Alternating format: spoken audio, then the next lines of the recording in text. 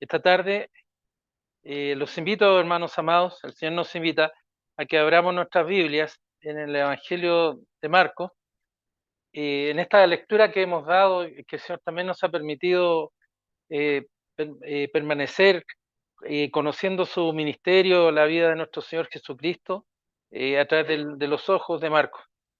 Leeremos del capítulo 8 y los invito a leer del versículo 34 al 38.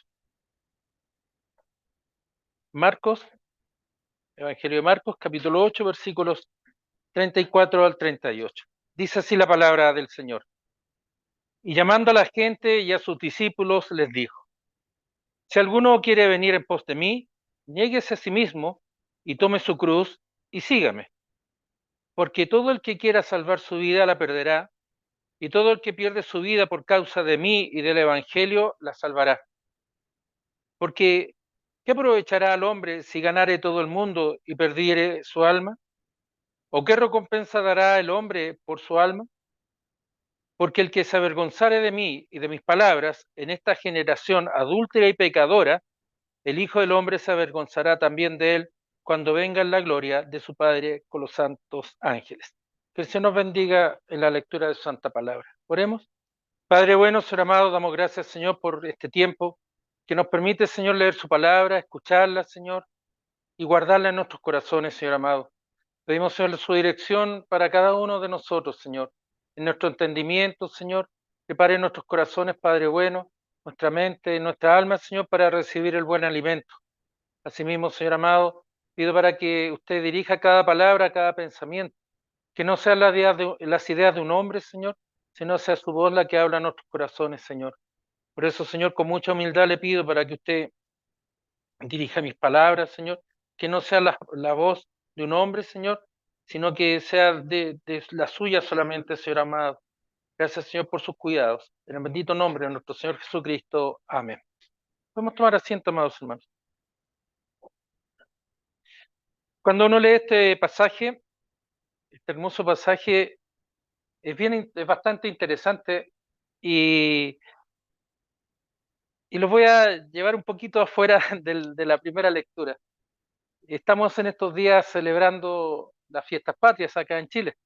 Eh, y a veces uno piensa conceptos, qué es lo que es la patria. De hecho, nosotros, por ejemplo, el himno nacional de Chile habla de la patria, el aras a la patria, qué es lo que qué vamos a dar a la patria, que los chilenos decimos que Chile es la copia feliz del Edén, y somos jactanciosos en ello, ¿no es cierto? Somos la copia feliz del Edén. O sea, son palabras son bíblicas, porque el Edén es un lugar específico. Pero también, no solamente somos nosotros los que vemos y honramos al Señor, también en nuestros cantos patrios. Por ejemplo, los hermanos venezolanos, ellos en su canción nacional dicen: de las chozas al Señor clamaron, algo así más o menos dice. De su dolor clamaron la libertad. Y los hermanos colombianos, el país de Colombia son aún más, van mucho más allá, porque dicen que el sacrificio de ellos es semejante al que dio la vida en la cruz. ¿Es así o no? Algo parecido lo dice. Son conceptos, y a mí me han llevado a pensar que son conceptos no son romanos esos conceptos, son conceptos cristianos, bíblicos. Y nos da a entender la palabra que haya un sentido de pertenencia mucho más allá de lo que es el rito, mucho más allá de lo que era el mero seguimiento de situaciones que estaban viviendo los hermanos, sino que había un sentir y un entendimiento de lo que era ser una patria libre. ¿Qué significa esto? Llevado a la Biblia, uno cuando lee este pasaje, debemos de pensar de la misma manera. ¿Y por qué los invito a pensar de esta manera? No que nos levantemos en armas, no estoy diciendo eso, sino cómo el Señor está instruyendo a su pueblo. Hoy día no vamos a hablar de lo que es el Estado, la nación, no vamos a hablar de lo que significan los conceptos de patria, que hoy en día están muy en boga, ni de canciones nacionales, pero sí del entendimiento que el Señor Jesucristo está enseñando a sus discípulos y a quienes Él ha llamado. Dice el versículo 34 que acabamos de leer, dice, llamando a la gente. Él los llamó a la gente y a los discípulos. Anteriormente nos ha hablado el Señor que habló en forma privada con Pedro, lo reprendió. Al mismo tiempo también antes lo había felicitado, cuando Pedro le dice, cuando el Señor le dice, que Pedro, no digas tal cosa, aléjate de mí, Satanás.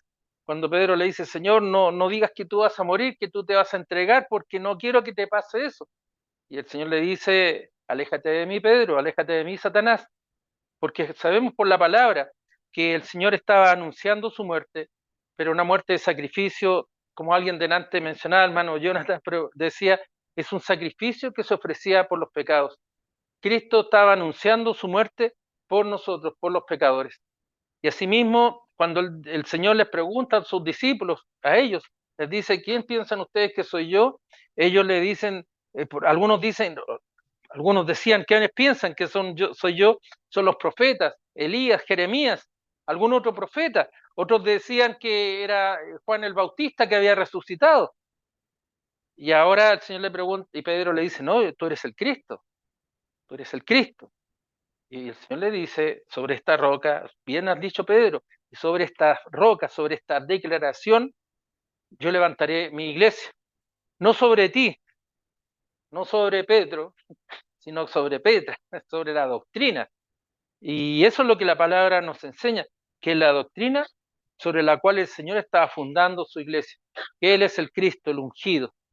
Y estas conversaciones que hemos mencionado en domingos pasados, nos va hablando del carácter del Señor y va moldeando el entendimiento de sus discípulos. Es el ungido del Señor, es el Hijo de Dios, el ungido, el escogido, es el Cristo, que eso significa ungido, el Cristo, el Señor, que dará vida a su pueblo, que liberará a su pueblo. Y cuando el Señor anuncia su muerte, está anunciando el sacrificio que Él va a realizar por su pueblo, por los suyos. El Señor entregará su vida por el pecado nuestro. Entregará su vida en sacrificio en razón de mis pecados, en razón de tus pecados, mi amado hermano, mi amada hermana. Y es así como ahora nos dice el Señor, ya no esta conversación con sus discípulos solamente, sino que llama a la gente, a aquellos que seguían al Señor por las aldeas, que lo seguían en su caminar, en su recorrido ministerial. Es ahí donde el Señor va hablando a esta gente y ahora los llama juntamente con los discípulos.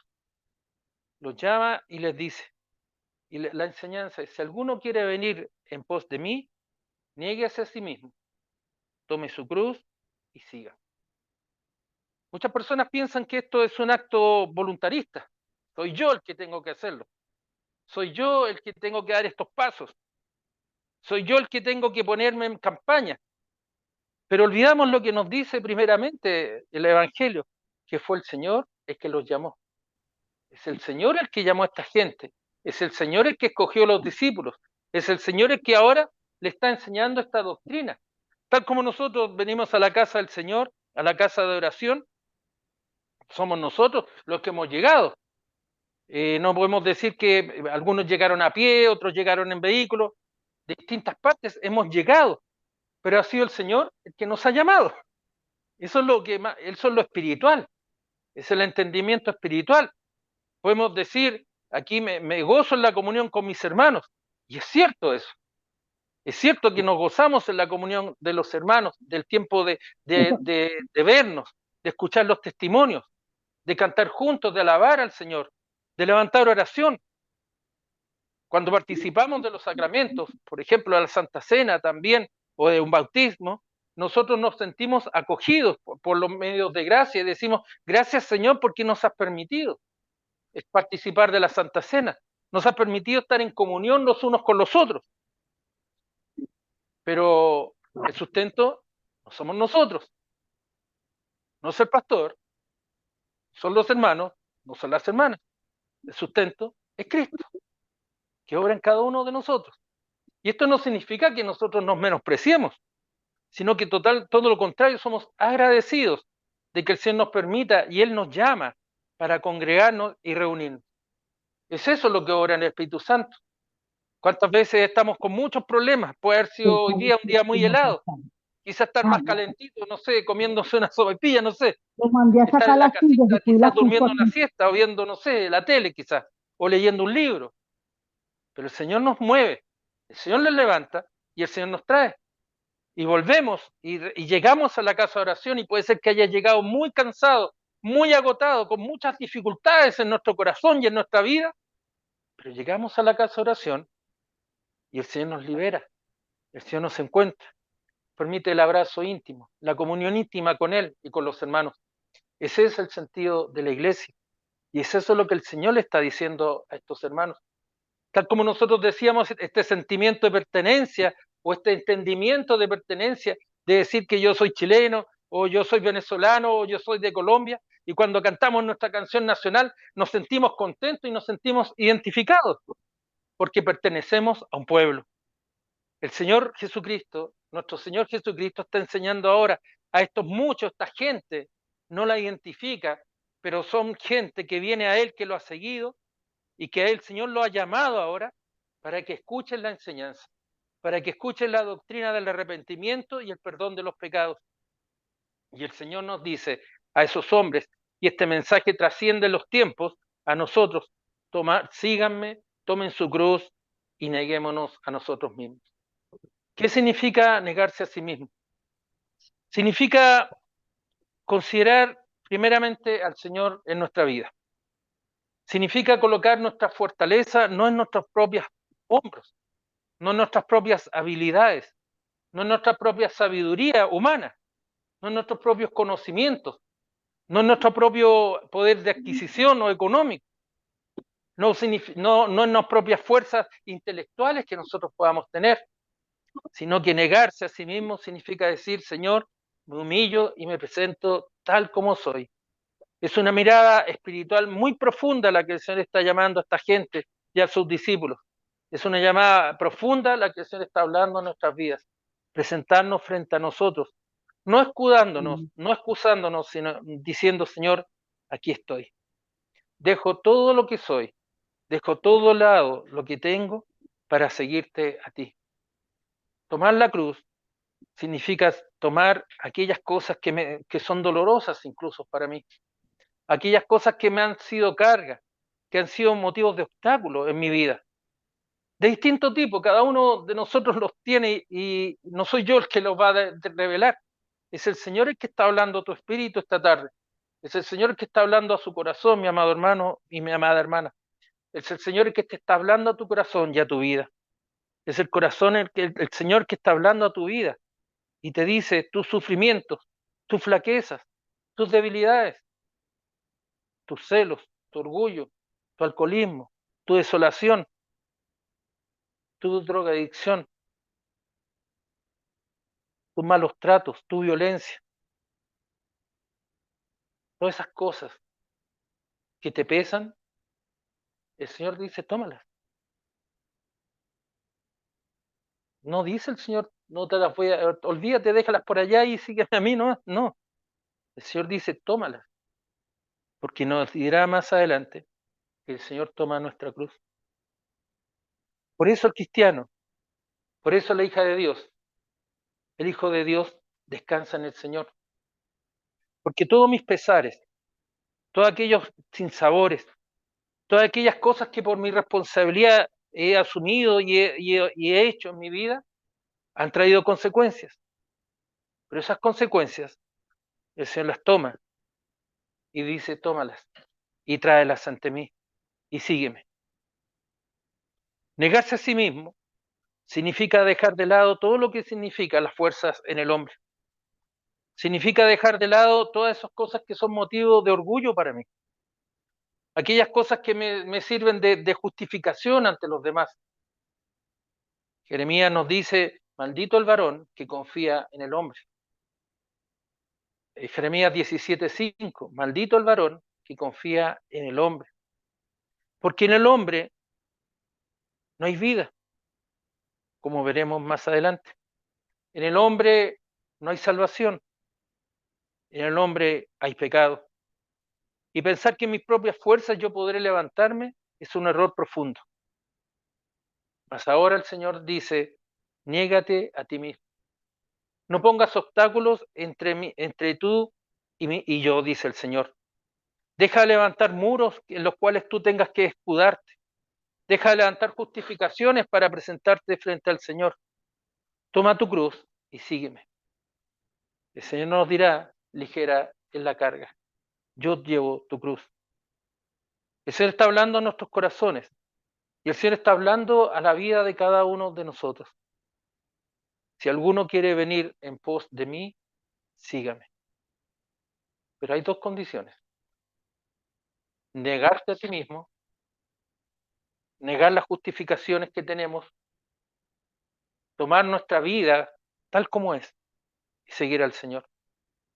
Ir en pos significa ir detrás del Señor. La palabra ir detrás. ¿Por qué podemos ir detrás del Señor? ¿Con qué autoridad el Señor nos dice esto? Y el Señor explicará en los versículos siguientes, versículos 35, 36 y 38, los porqué de esta declaración. La primera declaración o razón por las cuales nosotros debemos de seguir al Señor, ir en pos de Él, negarnos a nosotros mismos, tomar nuestra cruz y seguir al Señor, son tres razones. La primera, porque todo el que quiere salvar su vida, la perderá. Si yo quiero salvar mi vida, y aquí el Señor nos está hablando de vida eterna y de vida más allá de la muerte, cuando nosotros vivimos y entendemos el Evangelio, podemos enfrentar el hecho o la situación de la muerte. La muerte significa pérdida de vida. Es cierto eso. Y puede ser que ocurra en cualquier momento. Puede ser que ocurra en cualquier etapa de nuestra vida, sean pequeños, adultos o ancianos. Pero acá el Señor nos dice, porque el que quiere salvar su propia vida, todo aquel que casi quiere salvar su propia vida, la perderá. Y todo el que pierde su vida, dice el Señor, por causa de mí y del Evangelio, la salvará.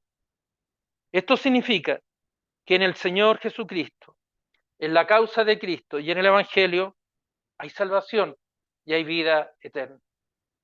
Eso es lo primero que significa el entendimiento de su palabra. Porque maldito es el hombre que confía en el hombre. Más bendecido, nos dirá Jeremías 17:7, aquel que confía en Jehová. Hay bendición en Jehová. El profeta lo estaba anunciando. Hay bendición en Jehová.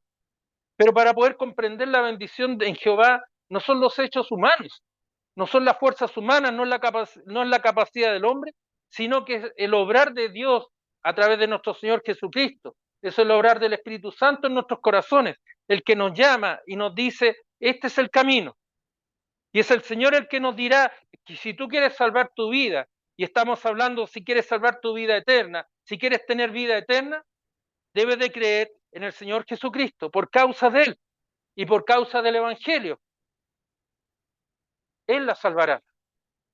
Pero si no, no hay salvación, hay maldición. Así también lo dice el profeta Daniel. En el capítulo 12 nos dice que hay bendición en aquellos que han sido escogidos, que han sido llamados por el Señor. Y hay perdición y maldición para aquellos que no han recibido al Señor. La segunda razón o el segundo por qué es necesario que sigamos al Señor y negarnos a nosotros mismos y tomar nuestra cruz y seguirlo, es porque hay una razón práctica, podríamos decirlo. ¿En qué aprovechará el hombre si ganare todo el mundo y perdiere su alma? Los hombres luchamos por grandes fortunas. Los hombres luchamos por tener mejores trabajos. Los hombres luchan por tener más fama. Pero ¿de qué sirve eso si el día de nuestra muerte ninguna de esas cosas llevaremos? En el libro de Eclesiastés hay una palabra que nos llevará a meditar sobre lo que estamos diciendo. Y dice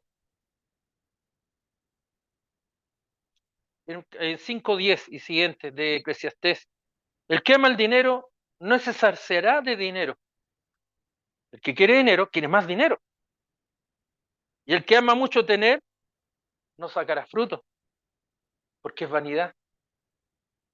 Están puestos los ojos en las cosas del poder, están puestas las cosas en el dinero, están puestas las cosas en el mucho tener. Necesito esto, necesito lo otro, quiero más. Y no hay fruto, no hay buen fruto.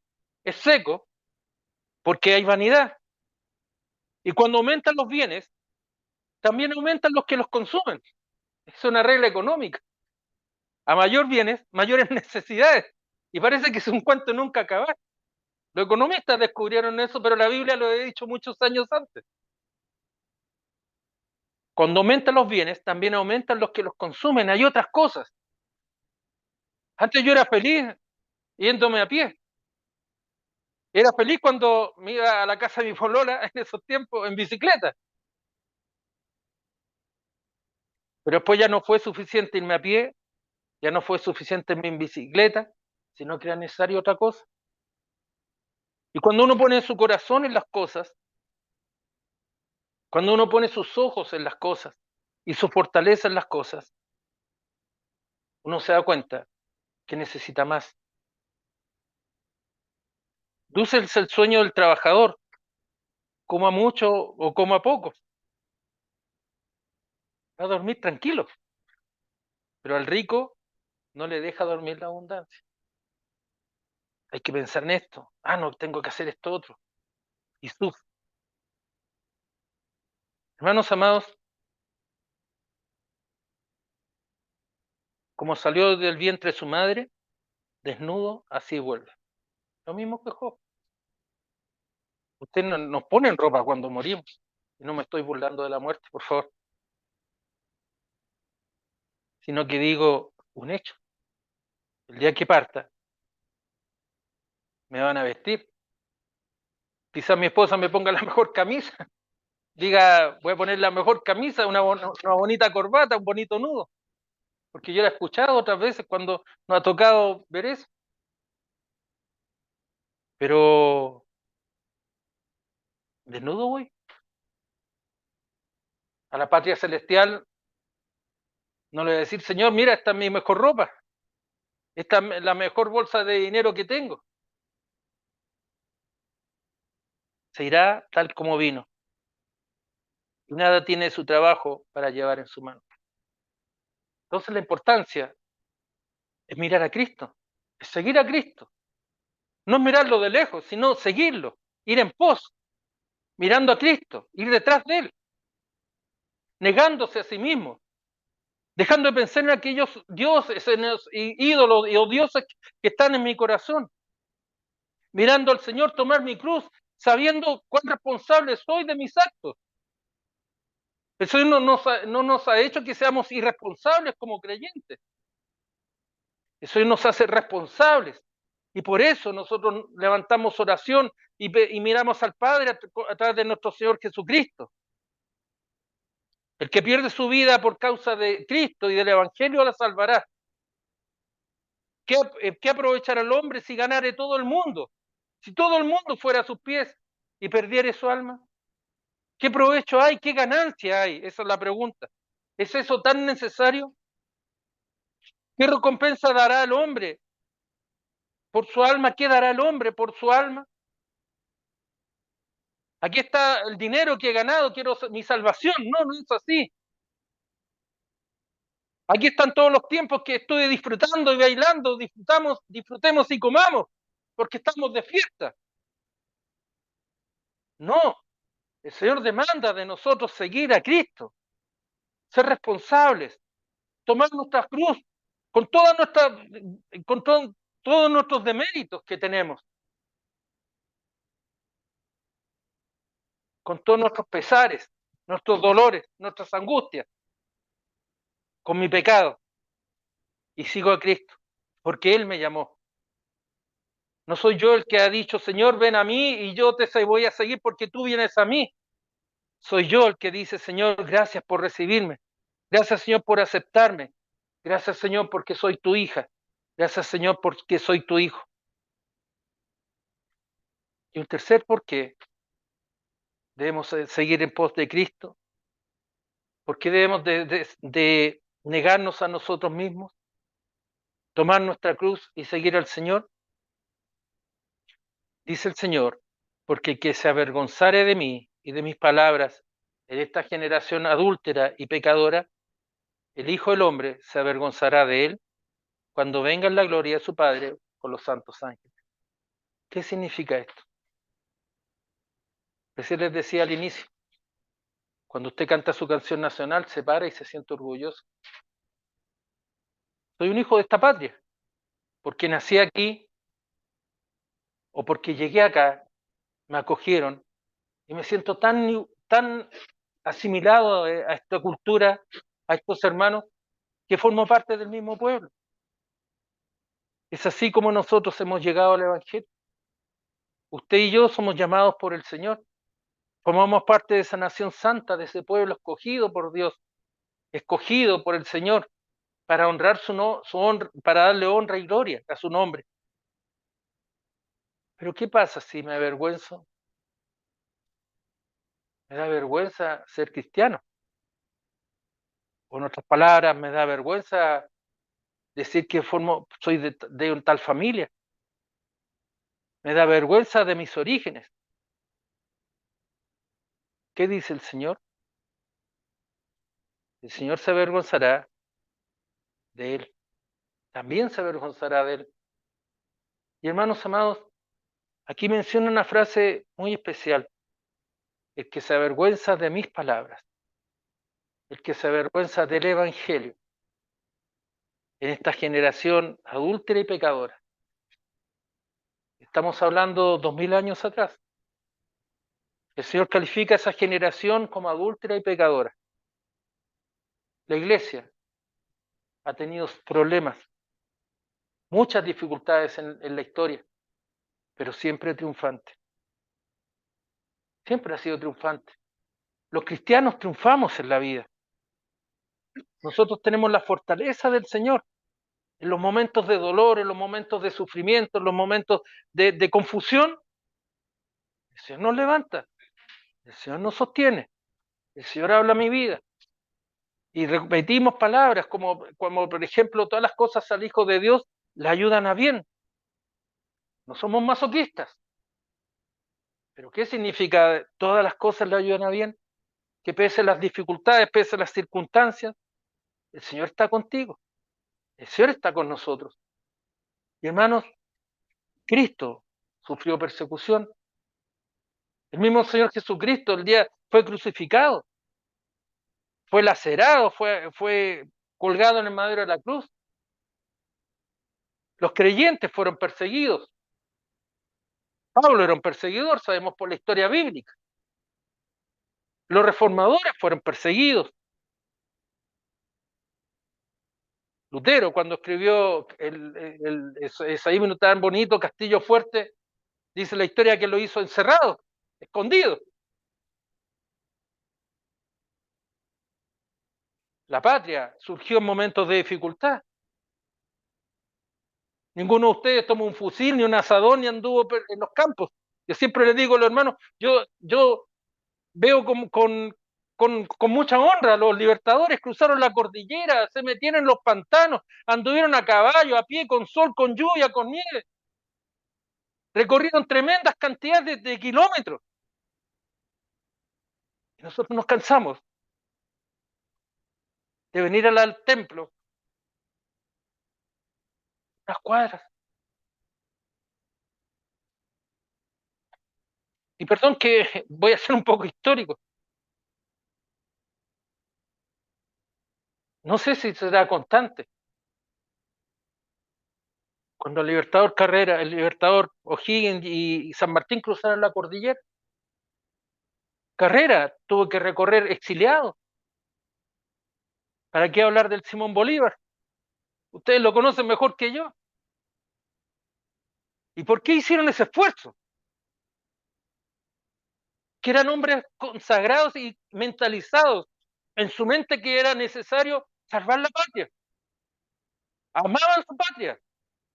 Y nosotros, ¿cómo no vamos a ser capaces, siquiera de, no tenemos guerra, no tenemos conflictos armados, de venir a casa del Señor? Y decirle, Señor, aquí estoy, con gozo, con alegría. Por eso el Señor le está formando en la conciencia de estos hermanos, de esta gente y sus discípulos, la columna vertebral de lo que ellos debían de saber y lo que nosotros debemos de saber. Seguir al Señor, negarnos a nosotros mismos, tomar nuestra cruz, ir en pos de Cristo, no siendo olvidadizos del amor del Señor por ti, porque es el Señor el que te da vida eterna. Es por Cristo que usted tiene vida eterna, no por sus méritos. Por Cristo tú no puedes negar las palabras del Señor. Si eres cristiano no puedes andar ocultándote. No, no valen los dobles estándares en la vida del creyente. Nosotros tenemos que tener la mirada de Cristo, la mirada del Señor. Si nosotros, dice la palabra, hay un castigo. Si nosotros nos avergonzamos de Cristo y de su palabra, nos avergonzamos de Cristo y del Evangelio, en este tiempo de confusión, porque hoy en día hay confusión en este tiempo, hay una generación adúltera y pecadora, hay leyes que se dictan, hay decretos que persiguen la iglesia, hay situaciones en las cuales nosotros ni siquiera podemos alzar la voz, ni siquiera podemos decir soy un cristiano. Y cuando me pregunten, ¿eres un hijo de Dios? ¿Eres cristiano? ¿Cuál va a ser tu respuesta? No, no lo soy. No, no puede ser, no. Si nosotros nos avergonzamos de lo que somos, el Hijo del Hombre, Cristo, el Señor, en el día del juicio final, cuando Él tenga que presentar, cuando tengamos que presentarnos frente al Padre, dice con los santos ángeles, el Señor nos va a negar. Yo no los conozco. Yo a Él no lo conozco. Yo a ella no la conozco. Qué vergüenza más grande. Hermanos amados, es tiempo de doblar nuestras rodillas y decir, Señor, gracias por llamarme tu Hijo. Cristo no se avergüenza de llamarnos hermanos. Hebreo nos dice claramente que Cristo el Salvador no se avergüenza de llamarnos hermanos. El Rey, el Señor, el dueño de todas las cosas creadas, no se avergüenza de decir que yo soy su hermano, que usted es su hermana, que tú eres un hijo de Dios, que tú eres una hija de Dios. Mis amados hermanos, esos tres por qué justifican el por qué tenemos que seguir al Señor. No colocar las cosas en el hombre, no aprovechar las cosas inútilmente, no pensar en las cosas secundarias. Yo no estoy negando que usted trabaje. El pastor no está negando que usted tenga que estudiar. El pastor no está diciendo que usted tenga que estar con su familia. No hemos dicho eso. Porque el creyente es el mejor trabajador. Porque es para la honra y la gloria de Dios. Estudio porque soy un hijo o una hija de Dios. Para la honra y la gloria de Dios. Y me esfuerzo. No para mis méritos, sino para dar honra y gloria a Dios. El creyente, el hijo de Dios, no necesita ir a un curso de ética para saber lo que es bueno y lo que es dañino. El creyente sabe que todos sus pasos tienen que estar dados para dar honra y gloria a Dios. Honra y gloria a Dios en todo lugar, en el trabajo, en el hogar, en el hogar. Qué fácil es olvidarnos que el Señor es dueño de nuestro hogar, en nuestra familia. Es eso que es lo que el Señor nos dice esta tarde, mis amados hermanos, que para el Señor sea la honra y la gloria. Oremos. Padre bueno, Señor amado, gracias, Señor, damos por su palabra, Señor. Gracias, Señor, damos por el cuidado que usted da a nuestras vidas. Señor Santo, Señor bueno, esta tarde, Señor, levantamos esta oración, Señor, dando gracias, sabiendo, Señor amado, que soy un pecador y pedimos perdón, Señor, por ello. Sabemos que tú moriste en la cruz, nuestro Señor Jesucristo murió en la cruz por mis pecados. Por eso, esta tarde con mucha humildad doblamos nuestras rodillas y nos arrepentimos de nuestros pecados. Y te pido perdón, Señor, Te pido perdón, Señor, y te invito, Señor, a que entres en mi corazón.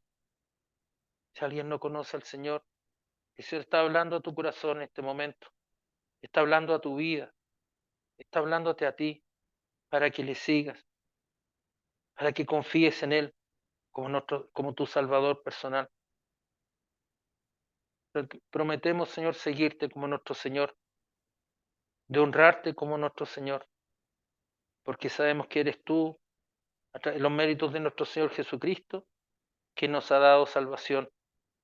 Gracias, Señor bueno, porque eres tú el que nos ha llamado, eres tú, Señor, el que nos ha cuidado, el que nos está llamando esta tarde, el que está guiando a su pueblo. Gracias, Señor bueno. En el bendito nombre de nuestro Señor Jesucristo. Amén.